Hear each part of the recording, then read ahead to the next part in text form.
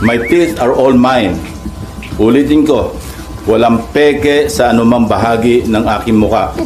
Pangalawa, lalong hindi ako bakla. At kung iniisip ni Senator Amy na bakla ako, wala siyang maaaring makita na macho dito sa mundo. Kundi si Ping Lacson lang. Wawa, Amy. Pangalawa, or anyway, please don't get me wrong, I have nothing against homosexuals. It is their choice and I respect them for that. But as far as I'm concerned, kahit hindi ako kagwapuhan, para sa akin, Feeling ko si Ping Lacson nung kabataan niya, tisoy ito. Diba? Makikita mo naman sa hugis ng kanyang muka. Diba? Pero ako, nakita ko talaga yung kabataan niya.